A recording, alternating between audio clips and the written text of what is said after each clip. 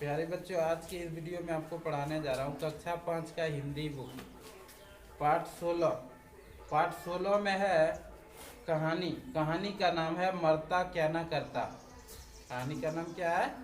मरता क्या न करता। सब ध्यान इधर दीजिएगा। अच्छा, केरल के एक गांव में विष्णु पोटिट रहते थे। केरल के एक गांव में एक व्यक्ति रहते थे जिसका नाम क्या था? विष्णु पोटिट नाम थे उसका। विष्णु पोटिट थे तो बहुत गरीब, लेकिन उन्हें दानी कहलाने का बहुत शौक था। विष्णु पोटिट बहुत गरीब आदमी था। कैसा आदमी था? बहुत गरीब आदमी था, लेकिन उसको क्या कहलाने का शौक था? दानी कहलाने का बहुत शौक था। वे रोज दो लोगों को अपने घर खाना खिलाने ले आते थे। प्रत्येक दिन 2 मेहमानों को अपना घर खाना खिलाने ले आते थे। चाहे घर में खाने को पर्याप्त हो या नहीं, दूसरों को खाना खिलाना वे अपना धर्म समझते थे। विष्णु पोटिट क्या करते थे कि प्रत्येक दिन 2 मेहमानों को अपना घर ले आते थे। क्यों ले आते थे? खाना खिलाने के लिए। और वो खाना खिलाना सबसे बड़ा धर्म समझते थे। और उसको क्या शौक था? दानी कहलाने का शौक था। विष्णु पोटिट को क्या कहलाने का शौक था? दानी कहलाने का शौक था। चाहे घर में पर्याप्त खाना हो या नहीं हो, वो नहीं देखते थे। उनकी पत्नी लक्ष्मी को उनकी यह आदत पसंद नहीं थी। उनकी पत्नी लक्ष्मी को यह आदत पसंद नहीं थी, पर वह किसी न किसी तरह घर चलाया करती थी। पड़ोसियों से कभी चावल उधार लाती तो कभी सब्जी, कभी चावल उधार लाती तो कभी सब्जी लाती थी। एक दिन उसने सोचा, इस तरह कब तक काम चलेगा? पड़ोसी भी उससे नाराज होते। और प्रत्येक दिन आप पड़ोसियों से ही सहारा लीजिएगा, पड़ोसी नाराज होगा ना। होना है पड़ोसी को नाराज। एक दिन आपको मदद कर सकता, 2 दिन कर सकता। आप प्रत्येक दिन पड़ोसी से मांगने जाइएगा, उधार देने चाहेगा? नहीं देने चाहेगा। पड़ोसी भी उससे नाराज होते। उन्हें विश्वास ही नहीं होता कि वह सचमुच इतनी गरीब है। और विष्णु पोटिट को कभी विश्वास ही नहीं होता था कि हम इतना गरीब हैं। लेकिन उसको क्या कहलाने का शौक था? दानी कहलाने का शौक था। क्योंकि वे रोज मेहमानों को आते और खाते देखते थे। बेचारी की मदद करने वाला कोई नहीं था। बेचारी लक्ष्मी का मदद करने वाला कोई ना था। कितने बार तो वो कई दिनों तक भूखी रह जाती थी। लक्ष्मी कितनों बार कई दिनों तक वह भूखी रह जाती थी, क्योंकि लक्ष्मी अपना ही भोजन खिला देती थी मेहमानों को, तो भूखे न रहेगी वो। जब उससे और नहीं सहा गया तो उसने पति से बात करने का फैसला किया। उसे जब ने सहा गया तो भूखे आप क्या दिन रह सकते? रह पाइएगा ज्यादा? पति से बात करने का फैसला किया। उसने विष्णु से कहा, आप हर रोज किसी ना किसी को ले आते हैं। लक्ष्मी क्या बोली जाकर के विष्णु से कि आप प्रत्येक दिन किसी ना किसी को 2 मेहमानों को लाते हैं, और ये आपको पता चलता है कि हम खाना खा पाते हैं या नहीं। हमको प्रत्येक दिन भूखे रहना पड़ता। अपने भोजन में से दूसरों को खिलाना अच्छी बात है, पर आपने यह भी कभी पूछा कि खाना पूरा भी पड़ेगा या नहीं? हम ठहरे गरीब। कहता, हम ठहरे गरीब। आप किसी दिन हमसे पूछे कि खाना खाए या नहीं? मेरा ही खाना डेली वो सब मेहमान खा लेते हैं, और हमको डेली प्रत्येक दिन भूखे रहना पड़ता है। जो रूखा सूखा जुटता भी है वह हम दोनों के पेट भरने का काफी नहीं होता। कहता, हम किसी तरह अगर पड़ोस से भी लाते हैं उधार, तो वो हम ही लोग दोनों का जरूरत भर का होता है। और आप 2 मेहमान को लाते हैं, कहाँ से खिलाएंगे? कहता, रोज रोज कहाँ से आएगा दूसरों के लिए भोजन? लक्ष्मी पूछ रही थी विष्णु पोटिट से। मैं अपना हिस्सा उनको खिला देती हूँ और खुद भूखी रह जाती हूँ। लक्ष्मी क्या बोली? मैं अपना हिस्सा उसको खिला देती हूँ और खुद भूखी रह जाती हूँ। मुझे अब और नहीं सहा जाता। अब लोगों को घर बुलाना बंद कर दें। कौन बोली? लक्ष्मी बोली कि अब लोगों को घर बुलाना बंद कर दें, क्योंकि मेरा हिस्सा खा जाते हैं, हमको भूखे रहना पड़ता है। लेकिन विष्णु पर कोई असर नहीं पड़ा, विष्णु था ही वैसा। ये दानी कहलाने सो खैर घर में अनाज ही नहीं है, दान कौन सी खा करोगे तुम, अपना भूखे रह जाओ। अगले दिन रोज की तरह वे हमेशा की तरह 2 अजनबियों को भोजन के लिए घर लेके आ गया। फिर पहुंच गया 2 अजनबी, अब घर में खाना है या नहीं है उसको, उससे कोई एतराज नहीं है। लक्ष्मी ने उन्हें दूर से आते देखा तो घबरा गई। लक्ष्मी बोली फिर यह देखिए प्रत्येक दिन का हाल हो गया। उसने सोचा आज फिर वह भूखी रह जाएगी, लेकिन अचानक उसे एक उपाय सूझा। लक्ष्मी को क्या सूझा? एक उपाय सूझा कि क्या करना है जो कि मेरा राहत हो जाए, बचाव हो जाए। विष्णु ने मेहमानों से हाथ जोड़कर कहा आप बैठिए, मैं अभी अभी मुंह धोकर आता हूँ। क्या कहा? मैं अभी मुंह धोकर आता हूँ। उधर हाथ पैर धोने चले गए विष्णु, मेहमानों को हाथ जोड़ के बैठा दिए वहां। उनके जाने के बाद लक्ष्मी धान कुटने का मूसल, धान कुटने का मूसल होता है ना, ओखली ना तारे, ओखली उखाल और समार जो होता है, ये मूसल जो है ना धान कुटने वाला, ये देखिए चित्र में यही है।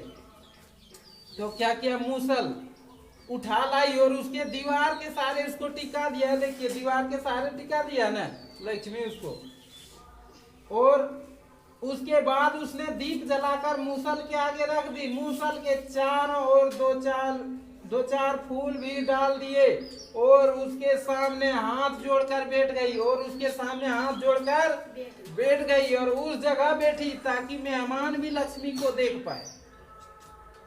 देखिए बेटी है ना यहाँ दरवाजे पर दिख रहा है, बेटी है। हाँ मेहमान ताक जा कर रहा है, ये मुसलमान पूजा क्यों कर रहे हैं? उसके सामने हाथ जोड़कर बैठ गई। वह ऐसी जगह बैठी जहां से अतिथि उसे देख सके, इस तरह जगह में बैठी जहां से अतिथि उसे देख सके। देखिए दोनों अतिथि देख रहे हैं ना ताक जा करके, बैठी है एकदम पूजा करके, पूजा कर रही है। किसका पूजा?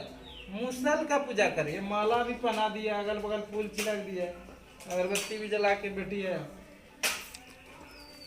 अतिथि ने उसे देखा तो हैरान रह गए। मूसल की पूजा करते उन्होंने आज तक किसी को नहीं देखा था।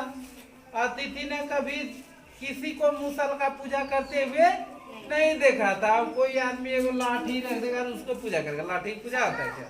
नहीं। तो मूसल का पूजा करते हुए कभी नहीं देखा था उसने।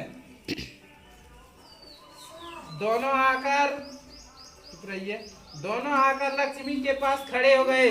दोनों अतिथि आकर कहाँ खड़े हो गए? लक्ष्मी के पास खड़े हो गए। वह ध्यान मग्न बैठी थी। उसने अपनी आंखें खोली और सिर घुमाया तो उन दोनों को खड़ा पाया। एक ने पूछा आप मूसल की पूजा क्यों कर रही है? एक ने क्या पूछा कि आप मूसल की पूजा क्यों कर रही है? लक्ष्मी ने आंखों में आंसू भरकर कहा मैं आपको कैसे बताऊं। लक्ष्मी ने आंखों में आंसू भरकर क्या कहा? मैं आपको कैसे बताऊं कि क्यों हम पूजा कर रहे हैं, इसका संबंध आप ही से है, लेकिन बताना पड़ेगा।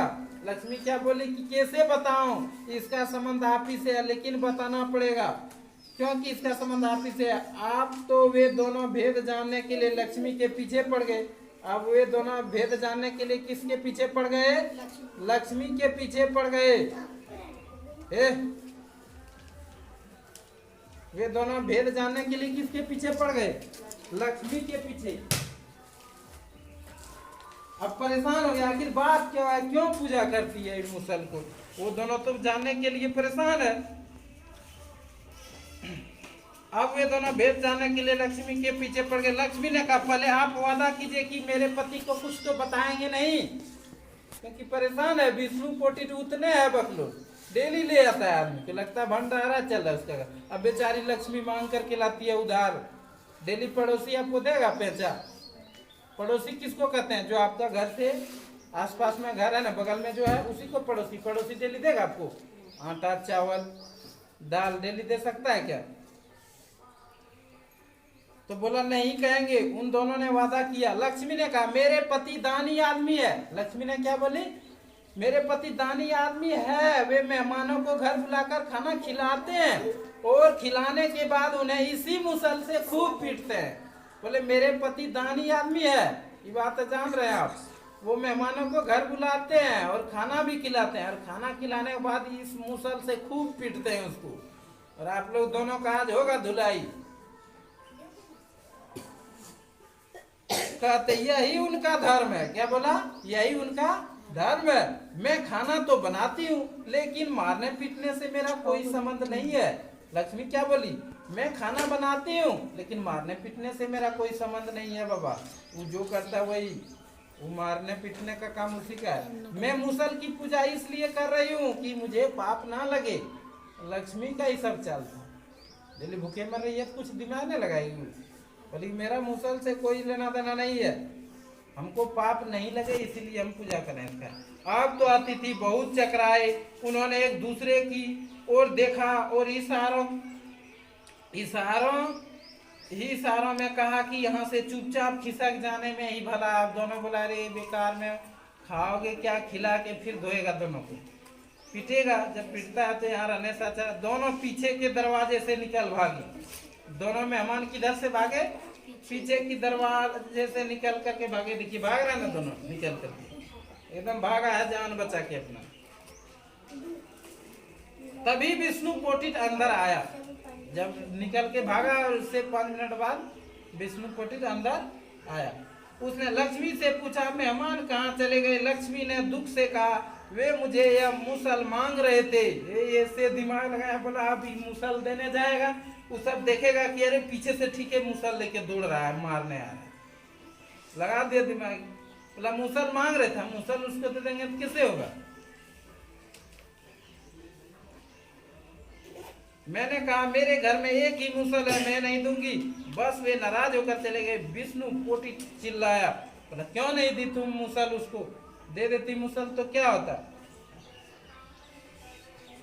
तुमने मेरे मेहमानों को अपमान किया। जोर से गरजने लगे विष्णु पोटी। बोला तुमने मेरे मेहमानों को अपमान किया, लाओ मुसल में उन्हें दे आता हूँ। उसके हाथ से छीन लिया और मुसल लेकर के अतिथि के पीछे दौड़े। पत्नी के हाथ से मुसल छीन कर वह अतिथि के पीछे दौड़े। दोनों काफी आगे निकल गए थे। उन्होंने विष्णु पोटिट को गुस्से में मुसल उठाया आते देखा तो बोले देखो आ रहा है, वो आ रहा है हमें मारने। हम दोनों अपनी जान बचाकर भागे। विष्णु पोटिट उन्हें पकड़ नहीं सका तो लौट आया। विष्णु पोटिट उसको नहीं पकड़ सका, देख लिया कि पीछे मुड़ के देखा तो देख लिया अरे वो तो आ रहा है मुसल लेके। बोला सही में बच गए, आज खूब पीटता दोनों। बोला रुको रुको, मुसल हाथ में है। बोला ठीक है देखो। बोला रुको कहाँ जगह, आज मारेंगे। सोच लिया दोनों और स्पीड से भाग गया।